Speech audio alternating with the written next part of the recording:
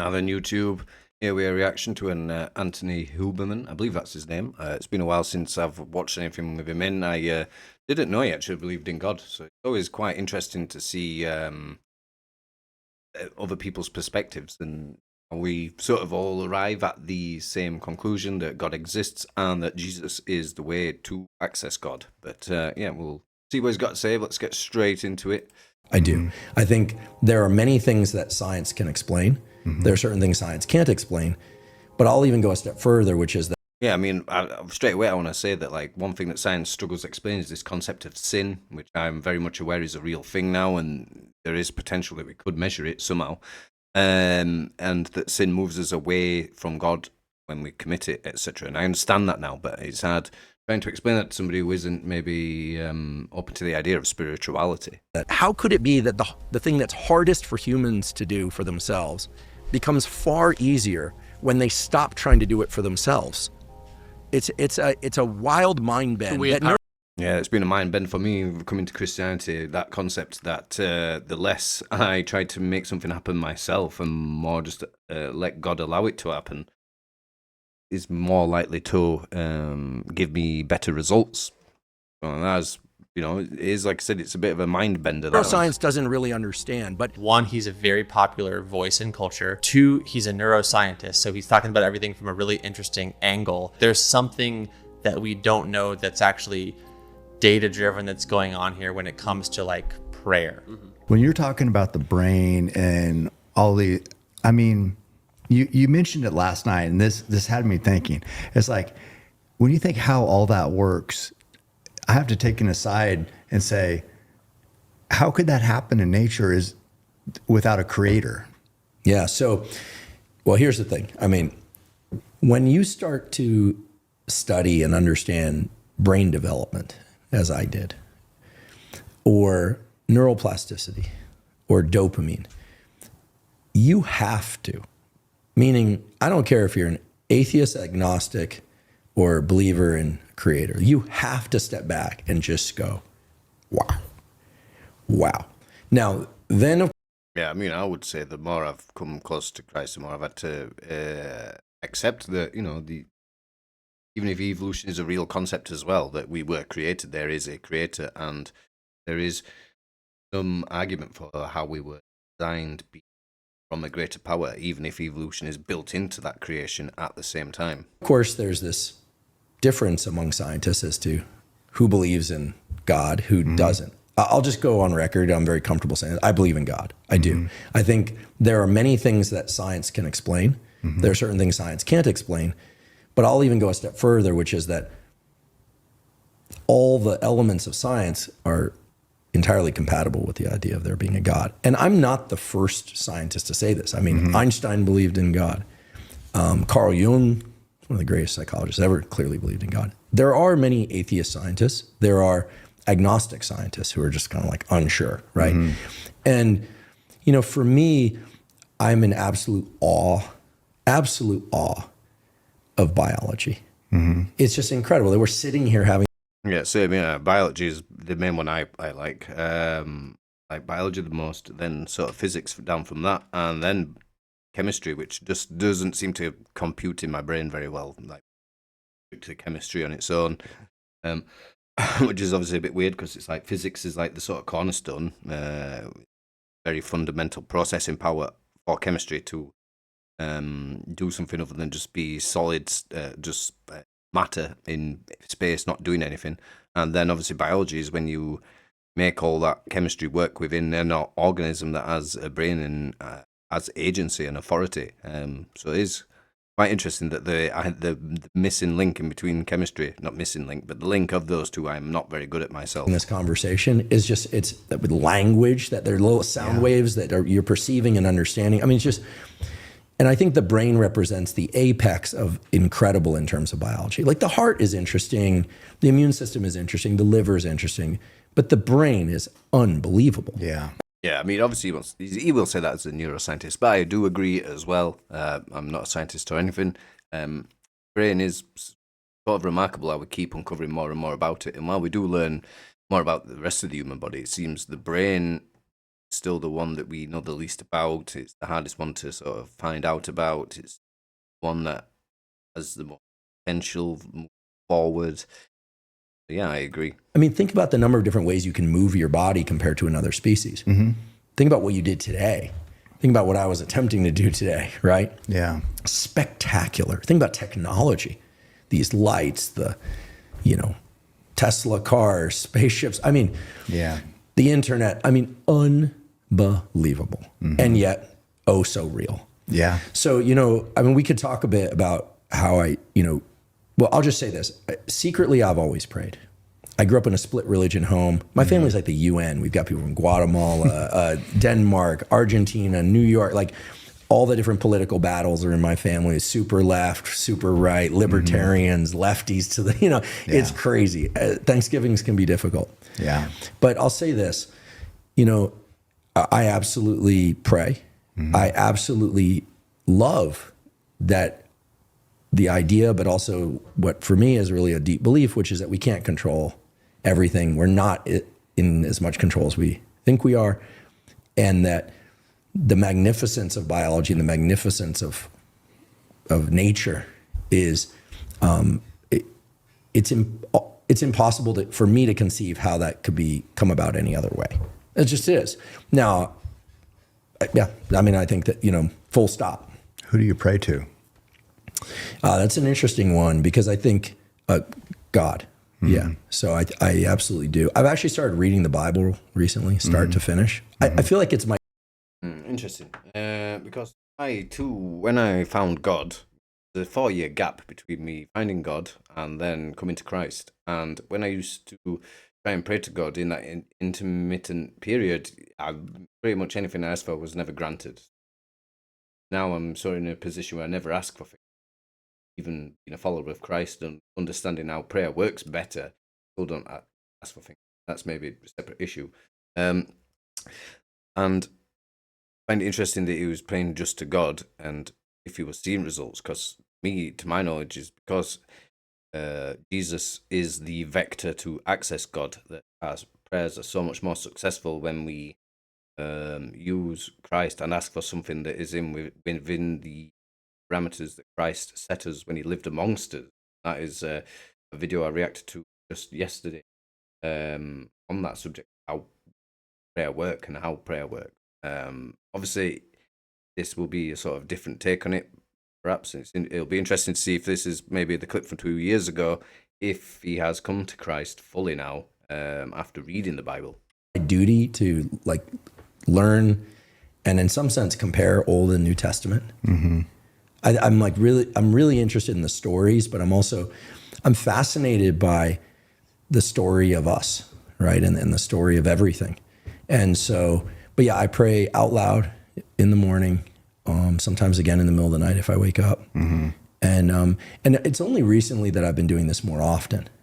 It's giving you peace? Oh, my goodness. It's given me so much. It's given me peace. And, this is going to sound weird and probably people are going to be like, what are you talking about? If this, it works. It works. There's a way in which certain things I was grappling with, I just couldn't resolve. I couldn't do it. And it was all internal and I just couldn't do it. How were you trying to resolve these things? Like have an answer? Yeah, discipline myself. It wasn't like I was super, undisciplined. Obviously I have a lot of self-discipline, but yeah. I always pray, I want to remove my defects of character. I always wanted to have a deeper relationship to God. I always wanted that. And yeah, I think I did as well in that intermittent 4 years, which not to just repeat myself, which is why I'm very glad I came to Christ now, and now I have a deeper connection with God. It's so much so that it appears to me some Christians get really jealous of this as well. Their envy manifests because they might perceive that God isn't doing a lot for them. They seem to be going through challenges, in which case I presume that person is committing more sin than what they should be, thus pushing them further away from God than what I am. But I would say it's just my interpretation of these interactions I've had. I kind of was like, why don't I have that? Well, duh. That's like saying I want to be fit. Why I'm not fit? Well, because you're not running, you're not lifting, you're not doing the things. It was like, and it was a couple of different people that kept showing up in my life, and and they were doing it, and it was like, well, pray. And I've learned, and I certainly try and do this, that a lot of prayer is about listening. And a lot of prayer is about you ask for things or listen for things, and then an hour later, 2 days later, you go, wait. Like, it doesn't happen in the moment necessarily, just like. Yeah, I mean, that's one thing I've had to explain to atheists and people who are sort of trying to find God, that God is not a sort of performing monkey, or he's not a trained dog that'll perform a trick when we want him to. He will do it on his own time when it is best for us to be able to interpret that message from God. And I think this works same with the exorcists when they deal with sort of demons. They will not let the demon tell them when they come to do the exorcism. They will tell the individual that needs exorcism doing when they're going to turn up, because God is in charge, not them. And this is top down across everything, along with prayer and everything.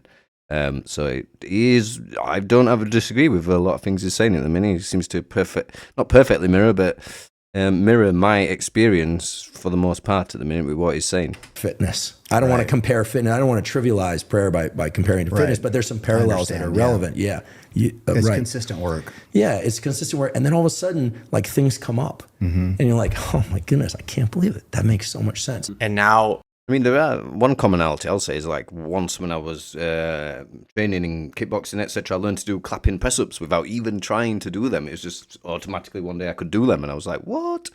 And I've experienced something similar to Christianity now, where there have been hidden advantages I wasn't even aware of when I came to Christ, which I'm now very grateful for.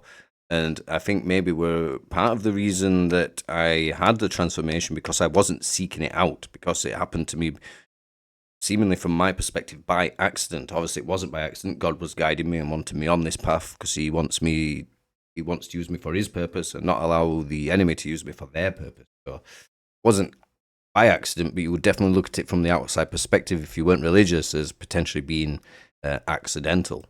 2 years later is where this video came out. Any thoughts in between? No, I mean, I kind of want to wait to see the before and after, so I'll wait. Okay. If you look at the science around religious belief or belief in higher power, or the notion that humans don't have all the answers, not even the collective consciousness, what you'll find is that for everything from recovery from addiction to recovery from immense loss, I mean, the kinds of losses that go way beyond, a death of a family member, although that's intense, death of all one's children, for instance, horrible things that people have been put through. Almost without fail, moving through that with any kind of sense of self-preservation and not engaging in just self-destruction, which is what most people do, almost always involves some notion of top-down control from outside, being encouraged or even instructed to do the right thing, feeling as if something is coming through oneself. Now, we often hear about this in the creative process, people like Rick Rubin, and I'm a big Twilight. Yeah, I mean, in my creative endeavors, in the past, I've noticed this, and I've seen other artists, like for music and other mediums, say this, that it's like they tap into an external force of creativity. And I am of the firm belief that you do, but it depends from which side you're drawing from. You're drawing from the enemy's side, and they'll give you creativity and help you create things. And I kind of think that certain individuals like Stephen King are probably, that's what they're doing. And then there's other individuals that draw it more from the other side. Can't think of any examples off the top of my head, but yeah, I do agree with that. And it is the case, like with exorcism as well, that it's not the exorcist that does the exorcism as such, it's Jesus Christ. And any exorcist that thinks that they are the one dispelling the demon let's open a door for the demon to be then potentially try and corrupt them as a result, using their pride. So it is always us as a vehicle for Jesus Christ, and the same here would apply with what he's describing, which is my belief. Sorry if I'm mumbling a bit here, I'm still trying to get my thoughts out. It's obviously hard with some of these subjects. Art Fan, the choreographer, will talk about, most creatives will talk about sort of downloading things from outside of them. It kind of moves through them as opposed to arising purely within them because of all that sensory experience. And they can get into kind of these higher realms of spirituality. But when we're talking about breaking bad habits, overcoming immensely difficult scenarios that normally would throw people into complete self-destruction or just giving up, which is a bad habit in its own right. It's as if the top-down control is so immense, like the going against oneself that's required is so immense that when people hand that over to God, whether or not it's Christ or whether or not some other form of God that they are, that they're attached to, it seems as if they get some relief from the process, and yet it's very effective. And you can't deny this, right? Just as a phenomenon. I mean, let's take off our hats as scientists and people kind of parse things. Like, how could it be that the thing that's hardest for humans to do for themselves becomes far easier when they stop trying to do it for themselves? It's a wild mind bend that neuroscience doesn't really understand. But what we're really talking about, let's say this were alcohol, and I'm not an alcoholic, fortunately, but let's say I had immense difficulty in refraining from alcohol, and this would be the precise environment in where alcohol would be attractive. The amount of top-down control that's required is immense for somebody that's recently sober. They have to, hopefully they're in 12-step. They have to call their sponsor. It can be jarring anxiety. That anxiety eventually subsides. I mean, alcoholics eventually can hang out in bars and not have a drink, but there's a long period of time where they can, and many never will be able to do that. But the notion of a higher... I will say, like, in the journey of stopping smoking cannabis, it is tempting when I walk past an area and I can smell it in the air all of a sudden. I'm like, oh, that smells nice. So I can, while I've never struggled with alcoholism, I can maybe relate in some form of former aspect of substance abuse. I'm not sure if I would strictly put cannabis under substance abuse as such, but it broadly would fit in that parameter. It can be used to a point where it is detrimental for your life, for sure. Power is central to almost every alcoholic, at least who goes through AA, getting sober. It's almost a prerequisite. And in some sense, it is a prerequisite. And it's so brilliant that it is, because it takes away the need for constant top-down control. You give that over to something else, this notion of a higher power. Mm-hmm. For some people, that's God. For some people, it's Christ. For some people, it's, just general higher power, because 12-step is very agnostic as to, what people consider higher power. But I think it is not a coincidence that the Bible writes in these kinds of things about sins and virtues and the need, not just good works, but avoiding sin, and acknowledges in some sense that it's in some cases near impossible for people to do on their own. And yes, community can help. And yes, reward processes can help. And yes, punishment can help. These all work. We know this. You can see this in animal learning studies. Where humans are different is that they can, as far as we know, humans are unique in their ability to give this top-down restriction process over to some other entity. And it makes it easier, not harder. And it makes it more concrete somehow, not more abstract. The only abstract piece of it is that, you can't shake this entity's hand, at least not in the standard sense. Part of me just finds it really curious that if the data, I guess you could say, is showing that there's actually some general benefit, even if you aren't orienting your prayer towards your creator yet, but the preliminary step of recognizing your own need for something outside of yourself, is it possible that there's a general grace for that that then God maybe recognizes as a crack in the door, that then you go, yeah, I mean, I think so. If you are praying out to God, he gets the notification, he knows you're doing it. It doesn't mean he's going to respond straight away. But if you keep praying to God, he will show his existence to you, even as an atheist. So, yeah, I'm not sure if this is a Catholic thing or something where you need grace first to be able to contact God. With grace, it brings you into closer proximity with God, for sure, yes. But not necessarily the case for all individuals that they would need to go through that process necessarily. Some people so far away from God that Jesus comes to them and they go whip and flip all the way over to the less sinful side almost immediately. Not everybody, but that does occur. And yeah, the prayer was still involved in these instances. It still turns out that people have been praying for these individuals, have brought them to Christ. I'm not 100% sure if I'm agreeing with them in that point, but we'll continue. I don't, like Dylan was saying, I don't want to pray to if I'm going to have a higher power, what's that going to be? And that starts you off on this quest of like, well, then, like, in other words, if I'm acknowledging that I need help from somewhere outside of myself, then where do I want to draw that help from? That's good. And it seems to me like maybe God has allowed just like general prayer, if you will, that posture, to have a benefit in and of itself that's measurable neuroscientifically, but as obviously like a not a gateway drug, but as a stepping stone, with the idea. And again, this is just, I want to hear, if you disagree, I want to hear about it. I agree. Carry on. But like, I just think of Dylan again saying, I ultimately like didn't want to pray to a doorknob because that's stupid, and I felt stupid. Yeah. I wanted to then think about who is my higher power.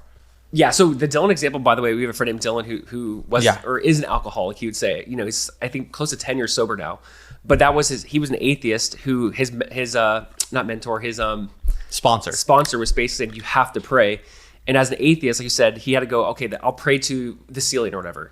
Mm-hmm. So for him... you're right. It was a ceiling, not a doorknob. Yeah. But the point, you're right, which is, it's interesting because he came to that conclusion of, I have been my own God. I don't believe... And that's, I think, the dilemma atheists kind of have, which is... Yeah, yep. I think even the ex-witchcraft people and ex-Satanists, they also come to this dilemma that being their own God or petitioning these other deities to help them become their own God and do what thou wilt, sort of thing. It still always goes wrong. And then when we finally come to Christianity, we are playing with loaded dice, and things more often go our way more often than we would be previously expectant of that. Bad English, but I'll carry on. I don't have a God, so therefore I'm God. Meaning I'm the final authority. I'm the final say.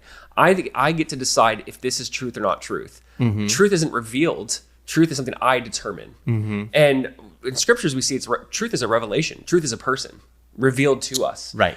So, but it's funny. So I think you're right in some ways, right? Where prayer forced him, for example, to take on this posture of you're actually not God. Right. And look at, if you are God, if you are the final say and authority, you're terrible at it. Mm-hmm. Like you've ruined your life through alcohol. So he's kind of like, I think even with Huberman, there is that side of it where he's very pragmatic. Mm-hmm. And that's kind of why I brought up Proverbs. Like, sure, I think this is the thing to me that I'm trying, maybe we're trying to get to, is the end goal prayer, like even for Christians, for us who believe in Jesus. And then let's think if you're not a Christian, but is my goal, I just want to get people to pray, or is prayer a means to the end in some ways? And God is the goal. God is the goal. Yeah, exactly. Yeah, I would say God is always the goal. I'm not sure if I've misinterpreted what he exactly meant there. God should always be the goal. Even if you are atheist and don't believe in him, it would essentially still become the end product. No matter which way you try and cut and slice this cake, you're always going to end up back at the fact that there is somebody who made everything and he wants to have communication with you, and he's given you these pathways so that you can communicate with him should you so choose, because we all have free choice. But what I'm saying, so I think that's right. And I guess what I'm saying though is, if you kind of start to go down that road of the search for what your higher power is going to be, you cannot top Jesus. There is no better instantiation, if you will, of the moral good anywhere. Like in any world religion, in any philosophy. Yeah, and this is something some of the other pagan types and people from other religions try and claim, is that there's many people who behaved like Christ, yada yada yada. But there isn't. There's only ever Christ that had a perfect life and died and bought our souls with that act. All the other gods were just, while real deities of some description, did not undergo that same journey that the Almighty God, when he came to earth as in the form of Jesus Christ, what he underwent. So they are incorrect. He competes with no one. These people who say that, not these guys. These guys are on the money. Yeah. And I'm just wondering to myself, if God knows that his incarnation, his revelation of himself perfectly in the person of Christ is going to end up jumping off the page to anyone earnestly seeking for what they want their higher power to be. So good. Who would you rather follow? Like who would you rather pick, if you will? I'm thinking about this as practical and trying to be as non-Christian as possible. But who do you want to pick to follow rather than Jesus? Mm-hmm.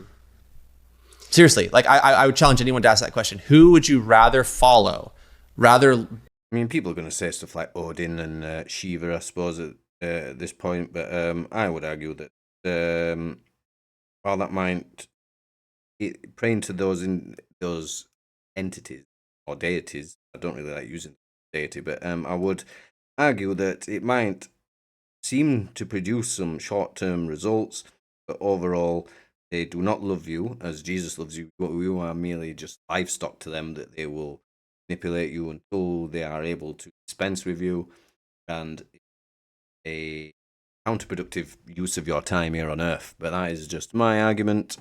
Base the way that you operate your life on, rather, like, if you will, like, derive value or derive like power from other than Jesus.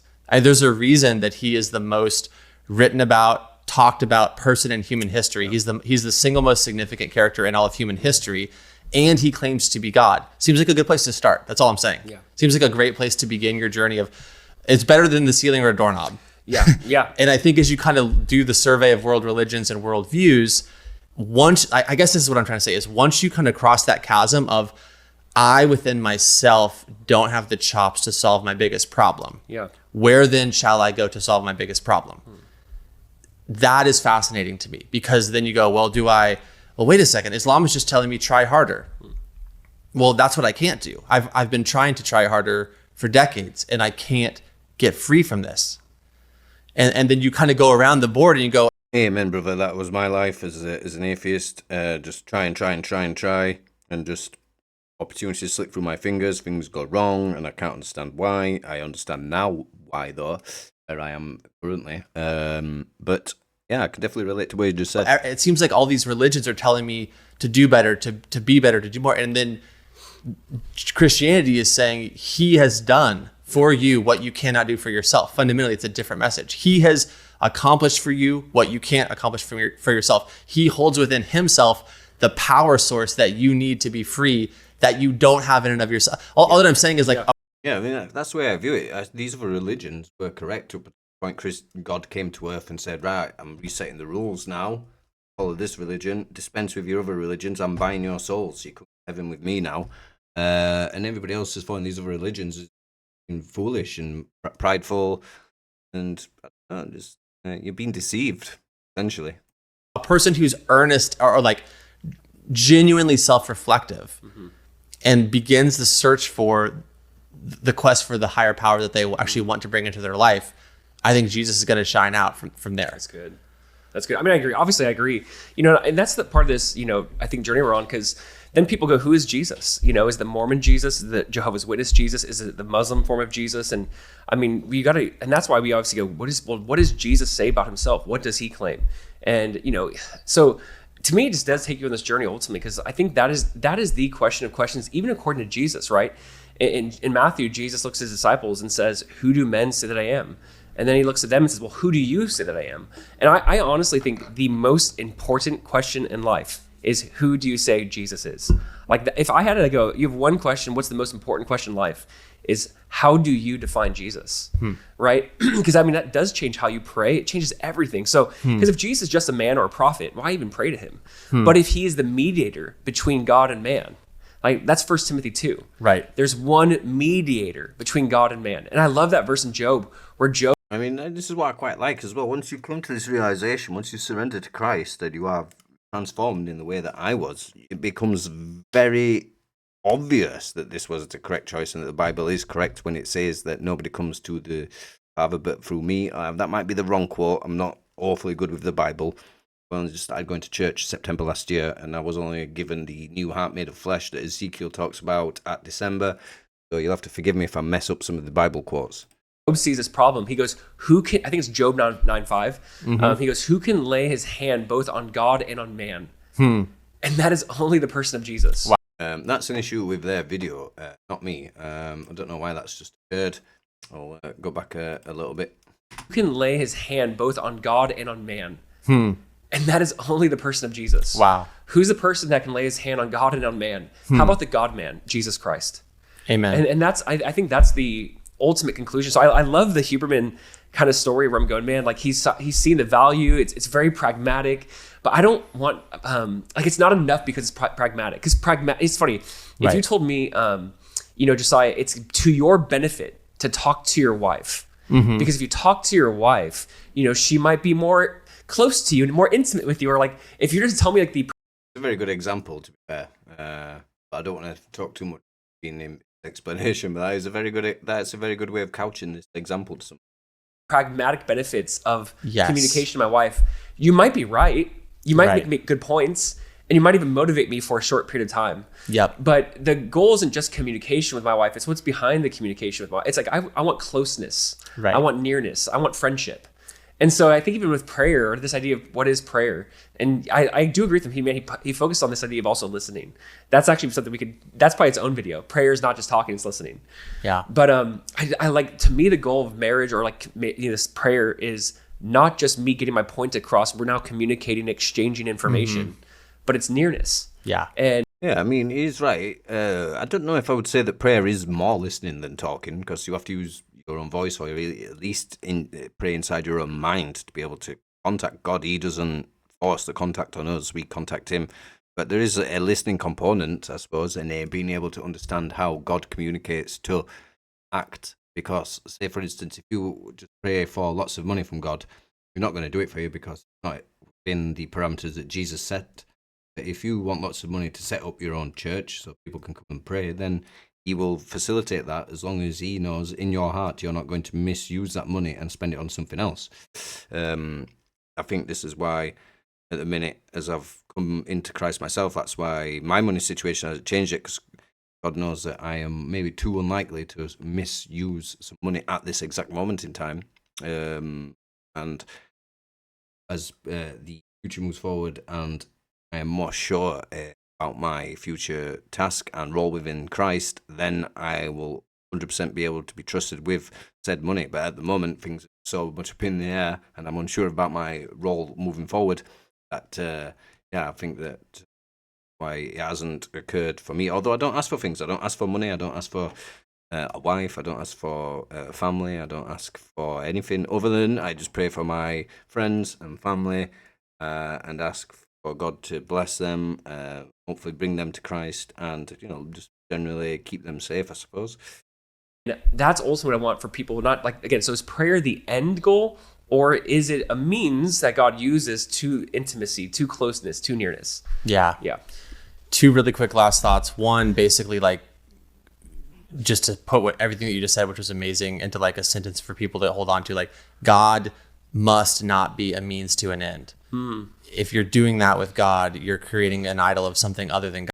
Yeah, exactly. That's how I think I managed to find it, and why I'm a bit reluctant to sometimes tell people atheist about the benefits of being Christian. Then I don't want them to seek God for the wrong purpose. You know what I mean?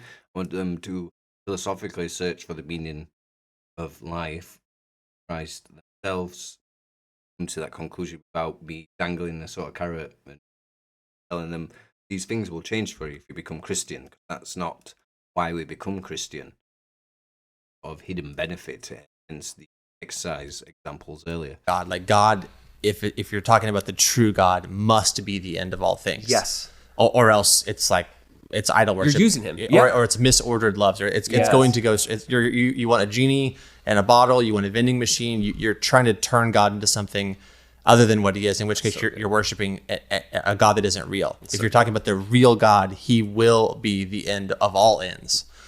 It was, and I love the way that you put that. The second thing I wanted to say really quick in terms of who does Jesus say that He is, I have to go to Revelation chapter 1. John on Patmos, 90 years old, after the fact, beaten and battered and bruised and through all kinds of things that we don't really know about. But all of a sudden, here he is on this island, and he sees Jesus, the risen Jesus, and he says, "When I saw Him, I fell at His feet as though dead. But He laid His right hand on me, saying, 'Fear not, John. I am the first and the last, and the living one. I died, and behold, I am alive forevermore, and I have the keys of death and Hades.'" So that is the Jesus that we should really ponder. So, just a quick one, right?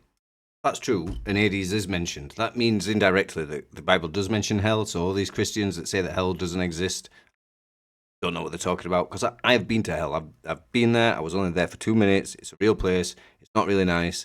Probably the most unpleasant thing I've ever been through in my life. Luckily, didn't harm my real physical body, and I wasn't there long enough to get like PTSD or any other of cognitive problems, which have apparently happened from other people that have been to hell for prolonged periods of time. Sometimes they come out the other side traumatized, and luckily that wasn't the case with me. So yeah, if it is indeed the direct quote, then I need to remember that next time somebody tries to tell me that hell isn't mentioned in the Bible, because we use the term even though it's the same concept. Not the Jesus who is a good moral exemplar, not the Jesus who is the prophet of Islam, the Jesus who tells us to fear not because he is the first and the last and the living one. Although he died, behold, he is alive forevermore. That's what he says about himself. So let's go based on that is what I'm thinking. Yeah, that is a good point. I agree with that video overall. If you want to check this out without me talking, though, the link will be in the description. The video is quite long, so I'm not going to longer. See you in the next one.